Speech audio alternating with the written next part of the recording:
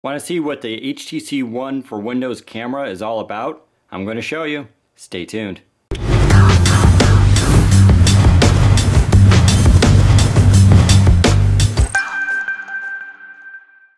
Hey everybody, Daniel Rubino here, Windows Phone Central, and we're doing another in-depth dive here of the HTC One for Windows, which is still exclusive on Verizon, but it should be coming to AT&T and T-Mobile probably in the coming weeks, and then also hopefully it'll go global. I wanted to focus today on the camera, so that's also known as the Duo Ultrapixel camera, which I've seen some people, mostly Lumia users, react negatively to the HTC One's camera, calling it basically crap. I'm not going to say it's the best camera in the world, but I think it's far better than crap, and I'm going to explain why. First, let's talk about some of the specs here. They call it a duo camera because obviously there are two lenses here. So it's not actually a gimmicky name. There's a purpose there. That second camera is it's about 1 megapixel, and this one's about 4. And what that does is calculates depth information for use later in photos that I'll show you how it works. But you can kind of do these 3D photos. You can also do some background stuff, and that's used there. It also assists the main camera. Speaking of the main camera, there it is. It's a 4 megapixel camera, which is not a lot, meaning you won't be able to crop too much to, crop to zoom. That's what the Lumia 1020 advocates. That's why it has 41 megapixels.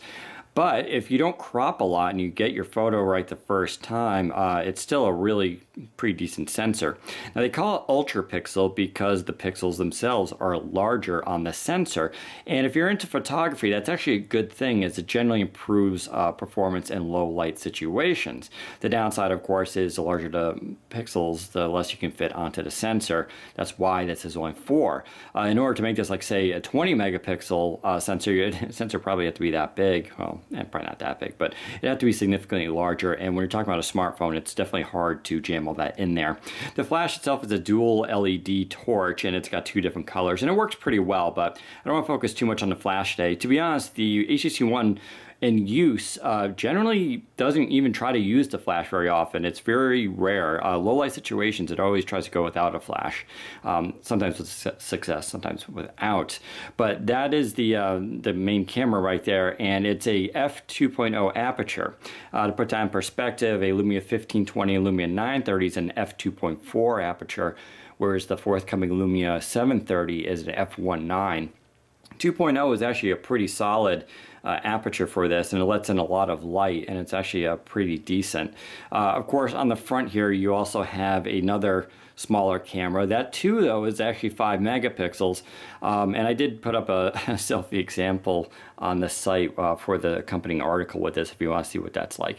But it's actually a really good, it does 1080p video too, so if you're a big Skype user or you happen to do a lot of selfies, you'll probably want to take a look at this. The Lumia 730 is also, of course, a selfie camera, but the difference there is that phone is a lot cheaper and it's geared towards a younger audience, whereas the HTC One is still a significantly pricey phone. Now, the one downside here of the HTC One, of course, it doesn't have a dedicated camera button. That's an Android thing, and it carries over to this version as well. So in order to do the camera, you can either swipe down on the start screen and just launch from the shortcut menu here, which is customizable, or you can put it as a tile on your screen. I can't say it really aggravates me. It doesn't. I mean, I would prefer to have a dedicated button, of course, but not having one hasn't been terrible either. So I'm kind of okay with it. But there you go. So that's the camera launching. Now, the other thing I forgot to mention too is, and I can't really show you, internally this has a second processor for it. It's called an image chip 2. It's HTC's own proprietary technology, and it assists the camera for processing, taking the photos, and doing all sorts of cool stuff. And that's one reason why I really like this camera, is because it's actually significantly fast. You can see how quickly it launches there. You can see how it hunts and tries to find the focus. You can also use tap to focus. Now in settings, you can actually tap to take the photo as well. It's up to you, or you can use the shutter button. So there's a lot of customizations here. But overall, it's very quick if you want to take a photo, and you just snap single photo there. What you can also do, and it's in review mode right now, as you can see, it'll do 5 seconds review and it hops back out. You can disable that too if you would like.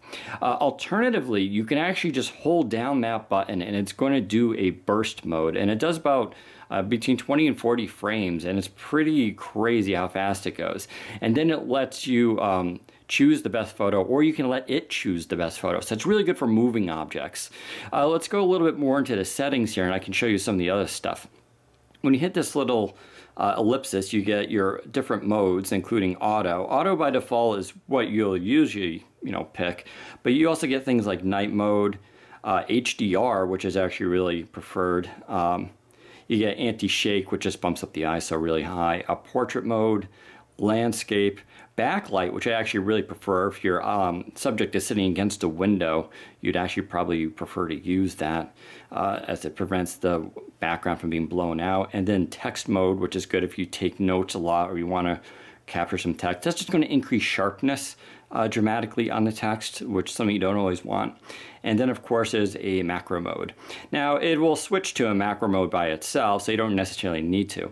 Auto is also preferred because it lets you do the duo camera stuff automatically. Likewise, here at the bottom, you can see you also have a nice assortment of controls, including your ISO, and you can go from 200, 400, 800, 1600. You have exposure values, which are in half steps, which is pretty nice. You have your white balance, including auto, incandescent, fluorescent, sunlight, and cloudy. And you have some live filters, including sepia, grayscale, which actually looks really sharp, and then negative, and solarize, which I have never used in my life, but I guess it's nice to have. And then finally you have the settings menu here, which I can bring up. And it's actually pretty solid here for settings as far as choice. You have makeup level, which I'm not even 100% sure what that is. I imagine it adjusts something to do with portraits. Scrolling down, image adjustments under custom here. So you can control the contrast, saturation, and sharpness by default, which is actually really nice. So if you like the photos a little bit sharper, which sometimes I do, you can bump that up and it'll save those settings for you. You have crop, so you have wide, regular, or square. If you're an Instagram user, you want to probably choose square, because what it's going to do is it's going to cut off the screen for you. I'll show you what it looks like, and basically give you that square crop. Now the Lumias do this differently by actually just putting lines on the screen that are square, and I actually kind of prefer that, because this way, you're obviously cutting out all the information, but it's still an interesting choice. Let me put that back to wide. Scrolling down, speaking of grid, on or off, you can see it uses the golden rule of thirds grid system, which is pretty traditional, but there are no other options. You have your review duration, which is 5 seconds. You can go up to 10 or no limit, or you can turn it off. There is a self timer, continuous shooting, that's the burst mode I was telling you about. You can turn it on or off, and you can limit it to 20 frames or turn it off, which is pretty good. Overall though, the settings are pretty decent. It's not as powerful as a Lumia camera, but it gives you enough that it'll definitely keep you interested in things. And so far I've been pretty impressed with the camera. Finally, we can go into this little menu system here, and you have different choices, including panorama, the camera, lenses, which are the traditional lenses for Windows Phone users, video mode, and then selfie mode. Panorama has always been really decent with HTC phones, and it carries over here. I really like the panorama. How it works, you just basically snap the photo, and then as you move across, you just have to line up the horizon, and it's going to do the photos for you. And what's kind of cool about it, I put samples up on WP Central, is there's really nothing to do with it. You take the photo and then it does all the work for you. So there's no buttons to push, and there's kind of no limit to it. You can almost do like a 360-degree pano if you want. Of course, it'll be pretty tiny horizontally, but the option's up to you, and it works. The stitching works very well. Once again, it uses that image chip to sort of help you out with that. So it's definitely a neat addition. Of course, up here you have your review buttons, so you can go back and look at your previous photos.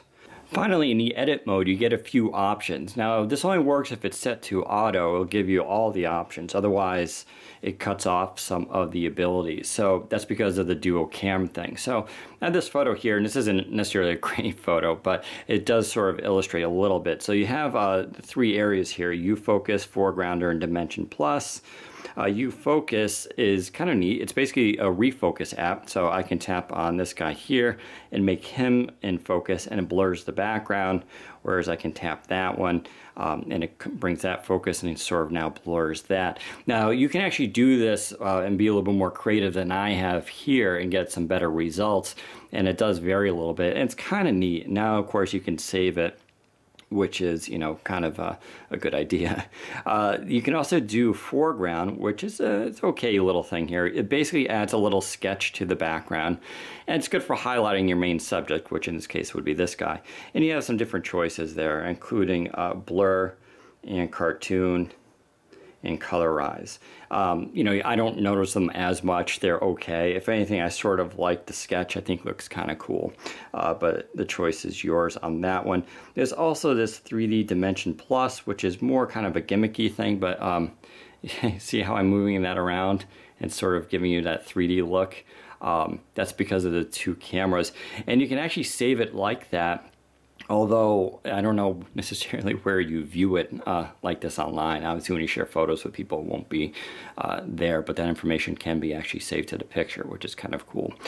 So more gimmicky than useful, but still. The U-Focus stuff though is pretty good. I really do like it.